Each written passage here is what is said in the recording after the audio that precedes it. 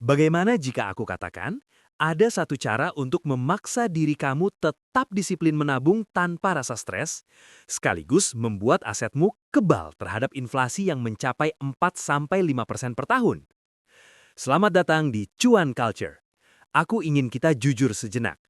Pernahkah kamu merasa sudah sangat disiplin menyisihkan uang di awal bulan, tapi entah kenapa, di tanggal 20, saldo di rekening tabunganmu tiba-tiba habis tidak bersisa? Masalahnya mungkin bukan pada niat kamu, tapi pada instrumen yang kamu gunakan.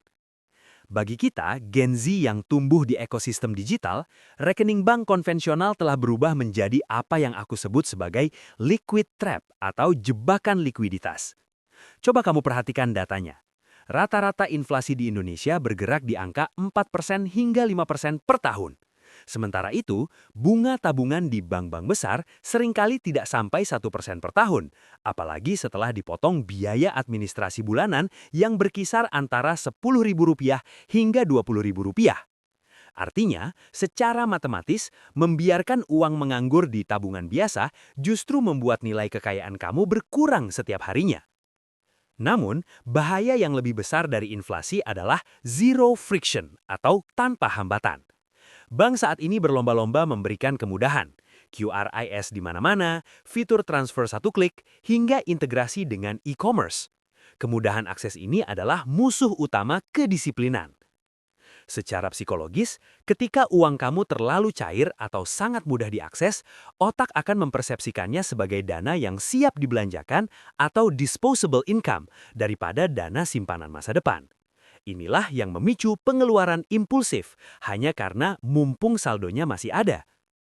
Untuk melawan fenomena ini, kita perlu menerapkan strategi yang disebut positive friction atau hambatan positif. Positive friction adalah konsep psikologi keuangan di mana kita sengaja menciptakan jarak atau proses tambahan sebelum kita bisa menyentuh uang kita. Tujuannya agar ada jeda waktu bagi logika untuk berpikir sebelum perasaan impulsif mengambil alih.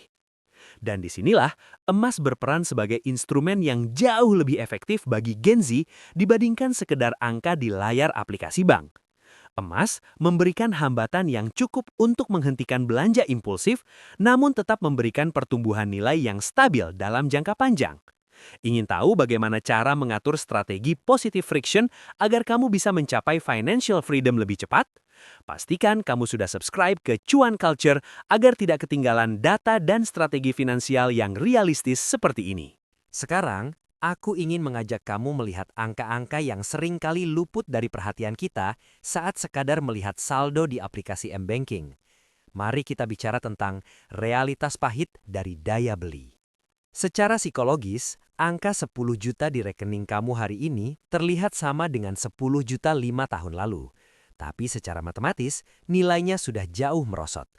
Di Indonesia, rata-rata inflasi tahunan berada di angka 3% sampai 5%. Artinya, barang yang kamu beli seharga Rp100.000 tahun lalu, kemungkinan besar naik menjadi Rp105.000 tahun ini. Coba kita bedah simulasi tabungan biasa. Katakanlah kamu menyimpan Rp10 juta di rekening tabungan bank konvensional. Bunga tabungan biasanya sangat kecil, seringkali di bawah 1% per tahun. Jika dipotong pajak bunga 20% dan biaya administrasi bulanan sekitar Rp15.000 hingga Rp20.000, saldo kamu bukannya bertambah, tapi justru tergerus setiap bulan. Secara real, setelah dikurangi inflasi, nilai uang kamu sebenarnya negatif. Kamu merasa menabung, tapi secara matematis, kamu sedang kehilangan kekayaan secara perlahan. Sekarang, bandingkan dengan emas. Dalam 10 tahun terakhir, harga emas dalam rupiah memiliki kenaikan rata-rata atau CAGR sekitar 8% hingga 10% per tahun. Mari kita gunakan contoh konkret. Pada tahun 2014, harga emas berada di kisaran Rp500.000 per gram.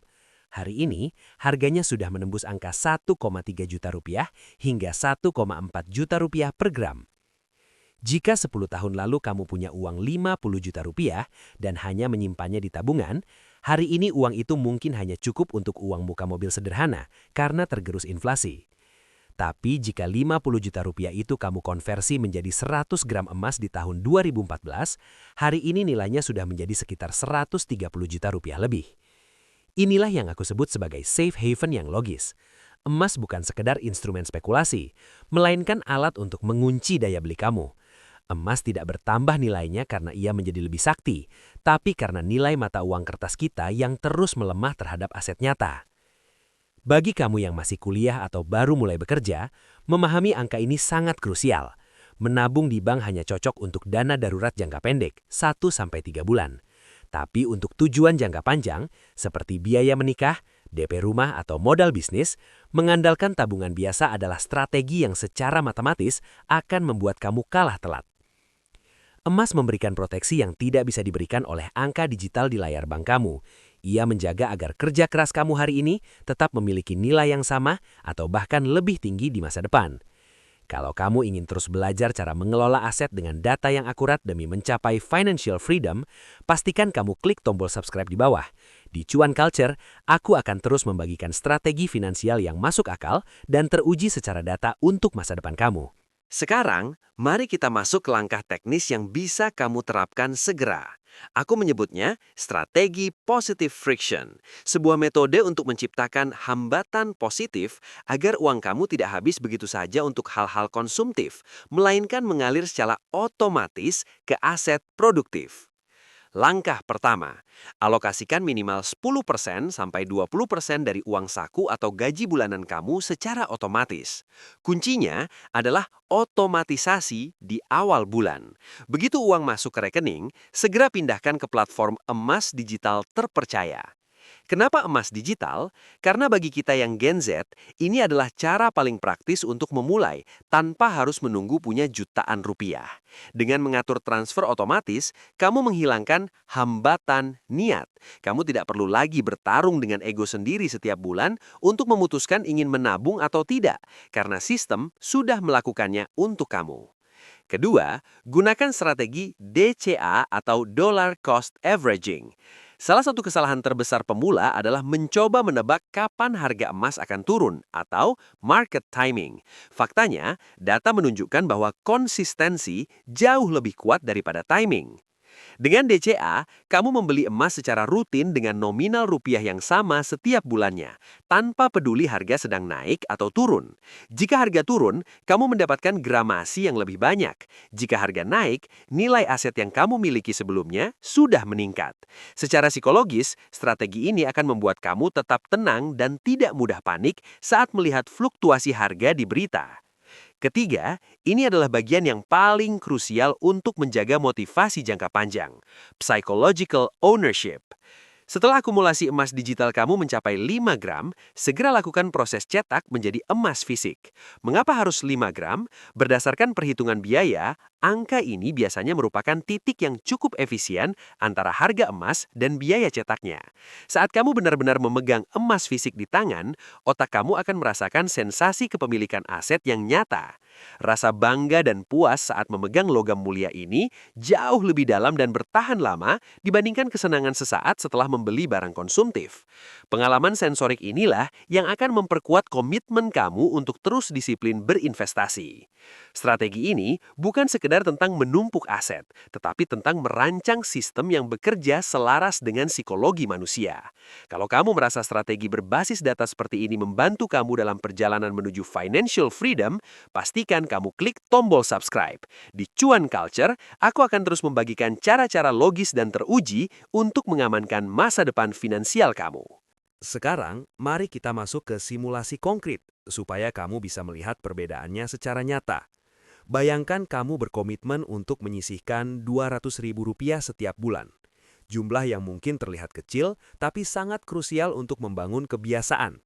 Skenario pertama, kamu menyimpan uang itu di e-wallet atau rekening tabungan biasa yang terhubung dengan aplikasi belanja. Di bulan ketiga, saldo kamu sudah terkumpul Rp600.000. Tiba-tiba ada notifikasi flash sale atau diskon besar-besaran untuk barang yang sebenarnya tidak kamu butuhkan, tapi sedang tren di media sosial. Karena uangnya ready dan hanya butuh 2 kali klik untuk bertransaksi, dorongan FOMO kamu menang. Saldo Rp600.000 itu lenyap seketika hanya dalam hitungan detik. Secara psikologis, uang di e-wallet dianggap sebagai uang jajan yang siap pakai. Sekarang, lihat skenario kedua. Kamu mengkonversi Rp200.000 itu menjadi saldo emas digital. Di bulan ketiga, kamu punya nilai emas yang setara. Saat godaan diskon itu datang, prosesnya tidak semudah itu. Kamu harus membuka aplikasi investasi, melihat grafik harga, dan yang paling penting, kamu akan berhadapan dengan spread atau selisih harga jual. Kamu akan berpikir, sayang banget kalau aku jual sekarang, harganya belum naik signifikan, apalagi harus nunggu proses pencairan ke rekening bank. Hambatan teknis inilah yang aku sebut sebagai positive friction atau hambatan positif. Emas menciptakan jeda antara keinginan emosional untuk belanja dengan tindakan eksekusi. Dalam waktu jeda itulah, logika kamu biasanya akan kembali bekerja dan menyadari bahwa keinginan belanja itu hanyalah impuls sesaat. Secara matematis, jika kamu disiplin di e-wallet tapi bocor setiap 3 bulan, tabungan kamu akan selalu kembali ke 0. Namun dengan emas, meski ada fluktuasi harga sekitar 1-3% dalam jangka pendek, aset kamu tetap utuh dan sulit dicuri oleh diri kamu sendiri yang sedang FOMO. Inilah alasan mengapa emas jauh lebih efektif menjaga kedisiplinan finansial bagi kita yang masih berjuang melawan budaya konsumtif. Kalau kamu ingin terus mendapatkan strategi logis dan berbasis data untuk mengamankan masa depan finansial kamu, pastikan kamu klik tombol subscribe. Di Cuan Culture, aku akan menemani perjalanan kamu menuju financial freedom dengan langkah yang nyata dan terukur. Jadi, kesimpulannya adalah, disiplin keuangan bukan sekadar soal seberapa kuat kemauan kamu untuk menabung. Kemauan itu seringkali fluktuatif, apalagi kalau kamu terus terpapar godaan diskon atau tren di media sosial yang memicu FOMO. Disiplin yang berkelanjutan sebenarnya adalah tentang bagaimana kamu membangun sistem yang secara otomatis mendukung perilaku positif kamu. Nah, emas hadir sebagai sistem tersebut. Ia memberikan hambatan psikologis atau friction yang kamu butuhkan untuk mencegah pengeluaran impulsif. Dengan mengubah uang tunai yang liquid menjadi aset fisik seperti emas, kamu sebenarnya sedang membantu diri kamu sendiri untuk berpikir 2 kali sebelum menghabiskan aset tersebut. Data menunjukkan bahwa seseorang akan lebih sulit menjual aset investasinya dibandingkan hanya sekedar memindahkan saldo dari rekening tabungan ke dompet digital. Aku ingin mengajak kamu untuk mulai langkah nyata hari ini juga. Kamu tidak perlu menunggu punya uang jutaan rupiah untuk mulai disiplin. Di era sekarang, kamu bisa mulai membeli emas dari nominal terkecil, bahkan mulai dari Rp10.000 atau 0,01 gram saja. Yang kita kejar di sini bukan langsung menjadi kaya dalam semalam, melainkan pembentukan habit atau kebiasaan yang kuat. Ingat, setiap gram emas yang kamu amankan hari ini adalah bentuk cinta dan apresiasi paling nyata untuk diri kamu sendiri di masa depan. Kamu sedang membangun fondasi agar dirimu 5 atau 10 tahun lagi tidak perlu merasa cemas secara finansial. Disiplin memang terasa berat di awal, tapi penyesalan di masa tua jauh lebih berat. Terima kasih sudah menyimak pembahasan di Cuan Culture sampai selesai. Kalau kamu merasa konten ini memberikan sudut pandang baru, jangan lupa klik like dan bagikan video ini ke teman-teman kamu yang masih kesulitan mengelola tabungan. Pastikan kamu sudah klik tombol subscribe untuk terus mendapatkan strategi keuangan yang logis, terukur, dan berbasis data. Aku akan terus menemani perjalanan kamu menuju financial freedom yang sesungguhnya. Sampai jumpa di video berikutnya.